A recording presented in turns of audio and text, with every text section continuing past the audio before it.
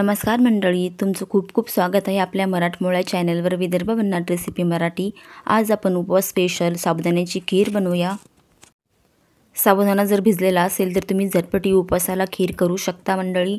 खूप कमी साहित्यात सुद्धा होते आणि चविष्ट सुद्धा लागते। चला आता रेसिपीला सुरुवात करूया, कशी बनवायची आहे ते। त्याआधी तुम्हा सर्वांना नवरात्राच्या खूप खूप शुभेच्छा।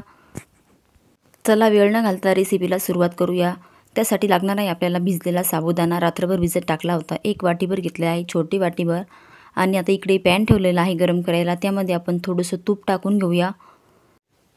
मी 1 चम्मच तूप टाकून घेणार आहे आणि पूर्ण तूप आपल्याला वितळून घ्यायचं आहे हे। आणि यामध्ये आपल्याला ड्रायफ्रूट टाकून घ्यायचे आहे। ड्रायफ्रूट तुमच्या आवडीनुसार तुम्ही वापरू शकता। खूप छान आणि स्वादिष्ट अशी खीर लागते, झटपट सुद्धा तयार होते। उपवासाला तुम्ही एकदा ट्राय करून बघा मंडळी। आता पूर्ण तूप वितळलं गेलेलं आहे। आता यामध्ये कापून घेतलेले ड्रायफ्रूट टाकायचे आहेत आणि हे छान असे खमंग भाजायचे आहे आपल्याला। लो फ्लेमवर तुम्ही पाहू शकता, खमंग वास येईपर्यंत भाजून घेऊया। छान असे फुललेले आहे मनुके, तुम्ही बघू शकता मस्त असे भाजले गेलेले आहे। आता एका डिशमध्ये आपण हे काढून घेऊया आणि याचमध्ये आपल्याला साबुदाणा टाकून घ्यायचा आहे, म्हणजे जास्त भांडे आपल्याला भरवायची गरज सुद्धा नाही। आता ड्रायफ्रूट काढून घेतलेले आहेत। आपण 1 वाटी जो भिजवलेला साबुदाणा होता तो यामध्ये आपण आता तुपामध्ये थोडंसं परतून घेऊया। जास्त वेळ नाही, फक्त 1च मिनिटे परतून घ्यायचं आहे आपल्याला। आणि दूध लागणार आहे अर्धा लिटर, आधी मी तापवून घेतलेलं होतं आणि ते आता यामध्ये आपल्याला टाकायचं आहे। छान साबुदाणा यामध्ये परतला गेलेला आहे। गॅसची फ्लेम लोच ठेवा। तापून तांब्यामध्ये ठेवलेलं होतं। आता ते सर्व दूध यामध्ये आपण टाकून देऊया। तुमच्या आवडीनुसार तुम्ही दूध टाकू शकता, तुम्हाला घट्ट किंवा पातळ जसं आवडते त्याप्रमाणे। आणि पूर्ण आता मिक्स करायचं आहे। दुधाला एक उकळी येऊ देऊया आपण। अशा पद्धतीने तुम्ही पाहू शकता साबुदाणा पूर्ण मिक्स झालेला आहे। याला उकळीसुद्धा छान अशी फुटलेली आहे। आता यामध्ये आपण साखर टाकून घेऊया। साखरसुद्धा तुमच्या आवडीनुसार तुम्ही घेऊ शकता।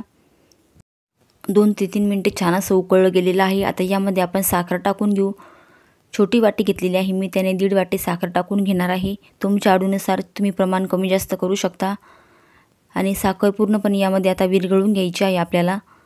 आणि पूर्णपणे हे मिश्रण घट्ट होईपर्यंत आपल्याला गॅसवरच ठेवायचं आहे। तुम्हाला कितपत घट्ट आवडते त्याप्रमाणे तुम्ही घट्ट करू शकता। थोडंसं घट्ट झालेलं आहे, मला अजून थोडं घट्ट हवं आहे, त्यामुळे आपण 2 ते 3 मिनिटे अजून हे उकळून घ्यायचं आहे। तुम्ही बघू शकता किती छान अशी आपली खीर तयार झालेली आहे, एकदम घट्ट अशी, मलाईदार आणि स्वादिष्ट। आता यामध्ये थोडीशी विलायची पावडरसुद्धा टाकून घेतली आणि फक्त 1च मिनिटे आपल्याला हे उकळून घ्यायचं आहे विलायची पावडर टाकल्यानंतर। आणि आता ड्रायफ्रूटसुद्धा आपण यामध्ये टाकून घेऊया आणि मिक्स करून घेऊया।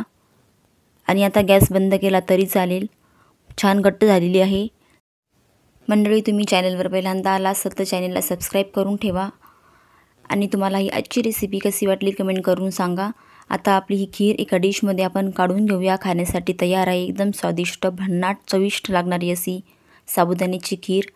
नवरात्रामध्ये तुम्ही एकदा ट्राय करून बघा आणि तुम्हाला ही खीर आवडली का नाही ते सुद्धा कमेंट करून सांगा। आणि रेसिपी आवडली असेल तर एक लाईकसुद्धा करा। तुम्ही पाहू शकता दिसायला तर छान झालीच आहे, खायला 1 नंबर लागते।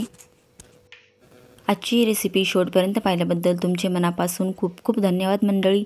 भेटूया अशाच मस्त छान स्वीट, चमचमीत, भन्नाट आणि स्वादिष्ट रेसिपीमध्ये। तोपर्यंत बाय बाय मंडळी।